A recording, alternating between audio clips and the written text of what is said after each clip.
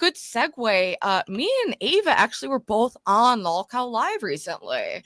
I don't know if you know that, but yeah, I can play the clip. We were actually both on the show together, and I think we made quite an impact, but it did result in someone getting a tattoo as a punishment. So let me explain. Did you know that Test showed Voldemort on stream? Did they? Yeah, dude. They're in big trouble over this. Check this out. Uh-oh. The fucking popping on this one. So we can clip it. Oh no. Xavier super chatted $19.99. Rastov sweeping hard. Fuck you, Savi. Why did they show her on stream? Yeah, that's Dude. Why did they even? They literally could barely see you. Barely, you were literally flailing around like. No, but he was. They blurred out. Dude, do you remember? Okay, so what they were showing, it was us live reacting when Lynx leaked the call with Keemstar. Someone from the show Lolcow Test was reacting to that video, and they blurred out Lynx's face with an actual Voldemort, and they're calling her Voldemort. But me and you were in the corner, and I managed to be on there. But Keem is so bizarre about Lynx. Like he's like a crazy ex, but he's just like she can't even see it.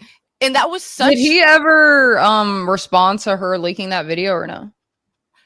He did, and he managed to play it off fairly well by keeping the focus on him talking about donuts and not repeatedly calling her a retard while dangling her job in front of her, you know, and getting her to put on a blonde wig and like masturbate in front of him or whatever.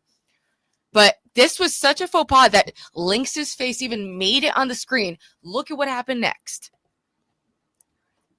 Nightmare, who hosts that show, got a fucking Lolcow Live tattoo.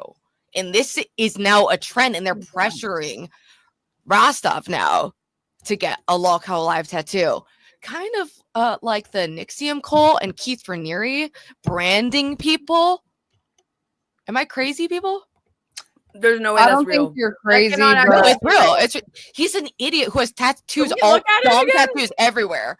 yeah, we It's just pull it back up. But at the same time, like I don't know who these people are, and Well, I he mean, has is it just like a guy who obviously made a stupid decision to get a LOL cow? No, he's Fuck one of the that. hosts that Keem wanted him to do that as a punishment Oh, for oh, showing okay. Lynx. That was a punishment. But this guy, I can kind of get it because I almost got tattoos like randomly for a show. And like, if you're in that, like, oh, I'm just an alcoholic and I get tattoos and I'm on TV, like, I get it. Trust me, I get it. Like, you know, so it's yeah, and I it mean, seems like he doesn't really give a fuck. Like he has the peach emoji and stuff on him. Like it Yeah, I don't think that's exactly. somebody- but so I will say I'll give somewhat of a line of defense right there of like he doesn't really give a fuck about like what he gets tattooed that much. I guess it looks like maybe it would be somewhat like cover upable, but that can we just put it one more time? It's so bad. Like you could have actually made something.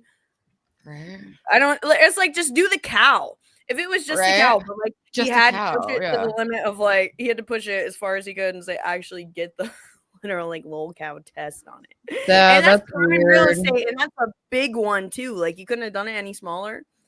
Like did you No. make him do one that's that He big? probably made him do it that size. He was like, It's yeah, huge. just do it It's like big. the Probably, size yeah. of like, bro, like that's like the size of my entire thigh one. I love like that placement for tattoos. I would love to get. Speaking Yeah, of it's prime tattoos, real estate.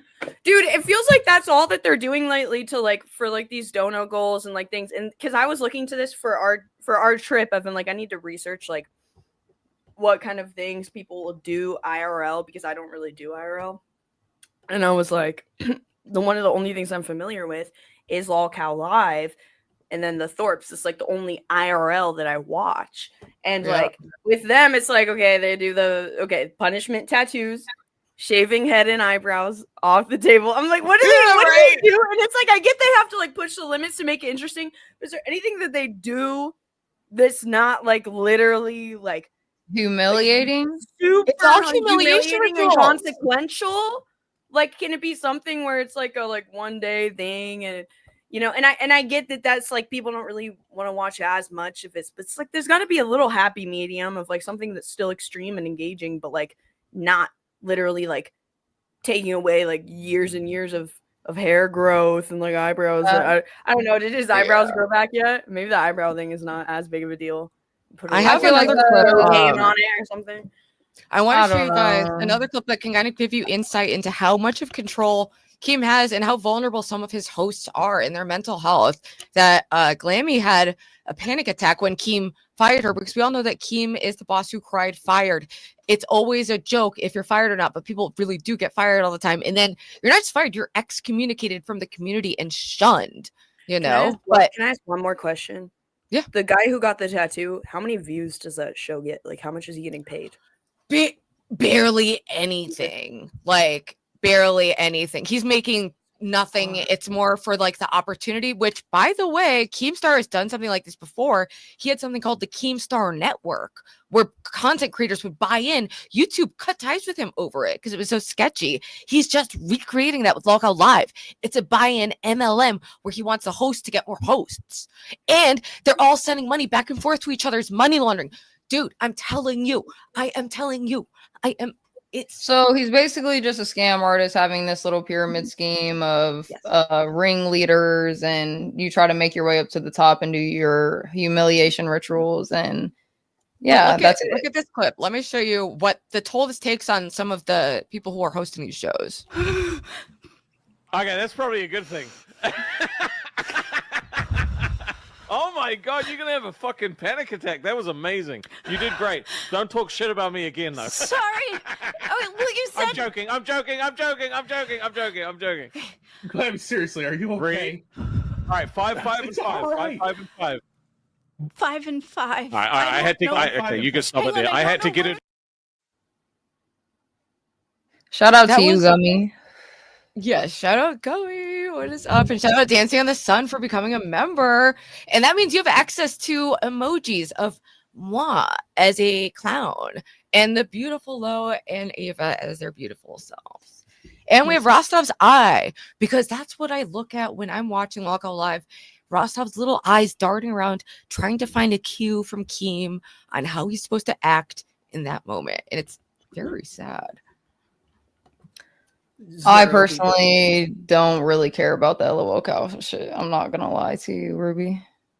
That's okay, because I have enough care for all of us. And I'm pretty No, invested. you I'm do. pretty invested. Whoa, I'm telling you, for the longest time, I was like, this is such bullshit. Like, it's all fake, scripted bullshit. Like, why would I be interested in this? And I thought I was, but like, the more that you learn about it, I don't know, the more that you're like, wow, these people really are. He's Satan on YouTube, and that's ushering in a new era of satanic content and exploiting the most vulnerable people on the internet.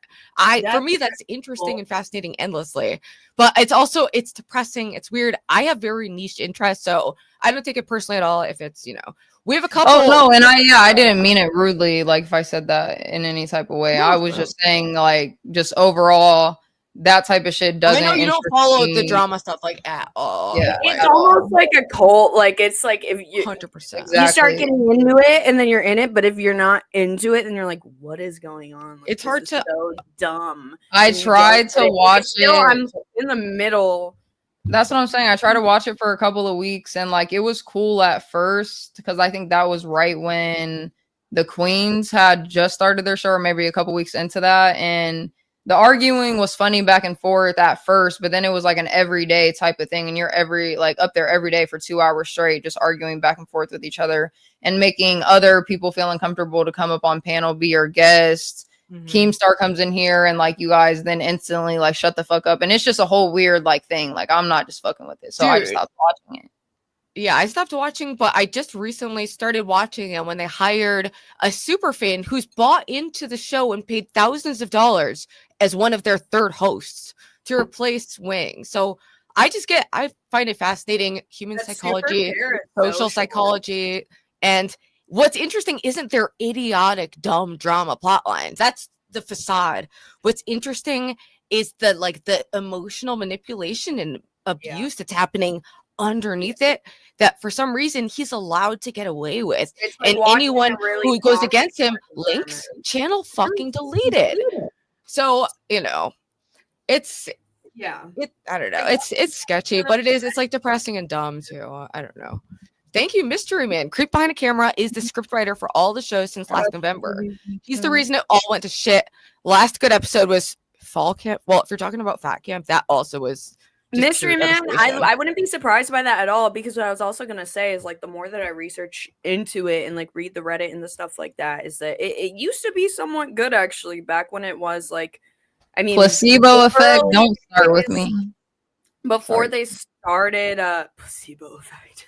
Back when it was just a Before they- podcast with two Before they Lolcows started and Keem. all of the new shows, it just became like all about money and monetization and just like pushing it as far as just milking as I mean, they milk. They have made their audience into the Lolcows to milk.